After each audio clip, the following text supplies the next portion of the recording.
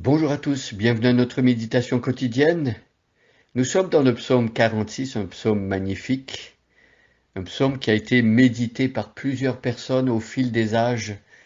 Quand ces personnes se retrouvaient au milieu du danger, de la menace, ce psaume a prouvé être d'un réconfort extraordinaire. Alors hier, nous avons lu le verset 6, nous avons vu et nous nous sommes rappelés de la présence de Dieu. De la présence de Dieu au milieu de son peuple, peu importe les circonstances, Dieu est là.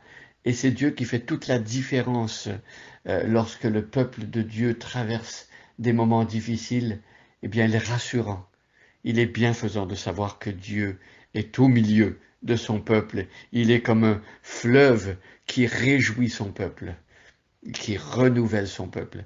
Aujourd'hui, je vais lire à partir du verset 1 et nous allons nous arrêter au verset 7 du psaume 46 et je vous invite à prendre votre Bible. Je lis encore une fois ce matin dans la version Louis II 21. Au chef de chœur, des descendants de Corée pour soprano, chant. Dieu est pour nous un refuge et un appui, un secours toujours présent dans la détresse.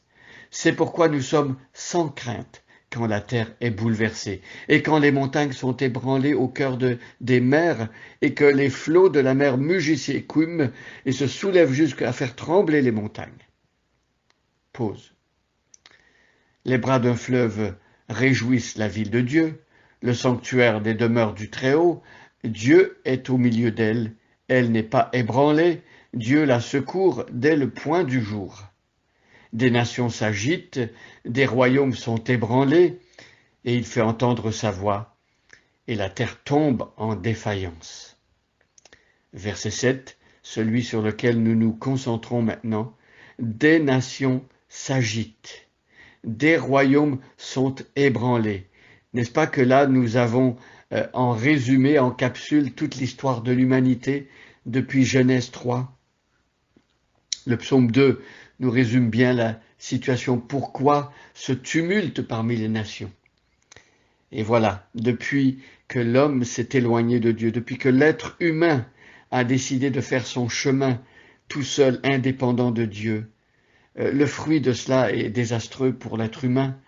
Des nations s'agitent, oui, il y a beaucoup d'agitation parmi les nations. Vous n'avez qu'à allumer votre poste télé, vous n'avez qu'à regarder sur Internet, voir tout ce qui se passe entre les guerres, les pandémies, entre les conflits et les problèmes économiques. La liste est longue des troubles et des problèmes qui agitent les nations actuellement.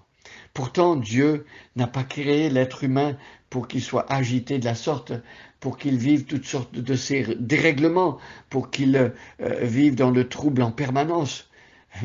Voyez, des nations s'agitent et la tristesse, le malheur, le drame dans tout cela, c'est que cette agitation vient du fait que l'on ait tourné le dos à Dieu.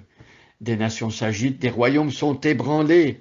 C'est une sorte de permanence de notre monde, de la vie sur la terre depuis Genèse chapitre 3. Mais voyez ce qui se passe. Le verset 7 nous montre que Dieu ne laisse pas son monde qu'il a créé à l'abandon. Il ne laisse pas les hommes faire tout ce qu'ils veulent. Dieu agit, intervient dans ce monde agité, dans ce monde qui l'a rejeté. Dieu tout de même, par sa grâce commune, intervient et il vient remettre de l'ordre. Il fait entendre sa voix et la terre tombe en défaillance.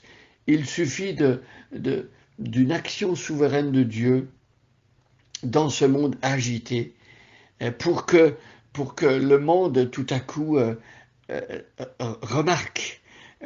On pourrait penser à ces pandémies, à ce qui s'est passé depuis 2 ans.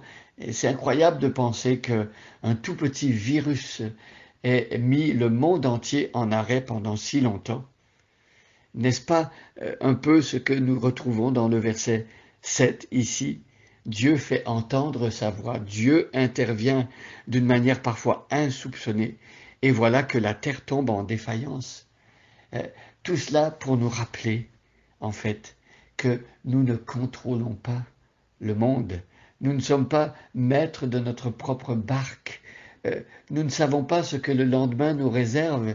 Et il suffit que toute petite chose imprévue qui se passe au niveau d'un peuple, au niveau d'une ville, au niveau d'une vie ou d'une famille, et que voilà que tout est remis en question. Dieu est capable d'intervenir encore dans ce monde et Dieu veut qu'on le respecte, Dieu veut qu'on le craigne, Dieu veut qu'on sache qu'il est là et qu'il n'est pas aveugle, et il n'est pas muet non plus, il n'est pas indifférent au sort de notre monde et évidemment il intervient dans sa grâce souveraine pour avoir notre attention. Et ici c'est ce qui se passe au milieu de l'agitation de notre monde, au milieu des catastrophes qui peuvent se succéder, même des royaumes qui sont ébranlés, on l'a vu tout au long de l'histoire, des royaumes, des empires qui se croyaient éternels ont disparu au fil de l'histoire. Mais Dieu reste et Dieu fait entendre sa voix. Dieu nous donne sa parole, la Bible, et la parole de Dieu nous permet de nous arrêter, nous permet de constater que tout n'est pas à l'abandon, qu'il y a vraiment un pilote dans l'avion et que Dieu intervient au moment voulu pour faire entendre sa voix et pour que l'homme sache qu'il n'est pas le maître de l'univers ni de sa propre vie. Et voilà pourquoi nous avons besoin de nous tourner vers lui. Voilà pourquoi nous avons besoin de nous arrêter périodiquement au fil de nos journées et surtout, je dirais, quand le malheur frappe, s'arrêter pour savoir qu'il y a bel et bien un pilote dans l'avion et que Dieu est capable d'intervenir. Dieu est capable de faire cesser les guerres. Dieu est capable de faire cesser les pandémies. Dieu est capable de créer des situations complètement nouvelles. Il en a les moyens, la possibilité, et dans sa sagesse, il le fait le moment voulu. Alors faisons appel à lui, tournons-nous vers lui et croyons qu'il est le maître et demandons-lui d'être le maître de notre propre barque, de notre propre vie. Bonne journée à chacun et à chacune et soyez bénis.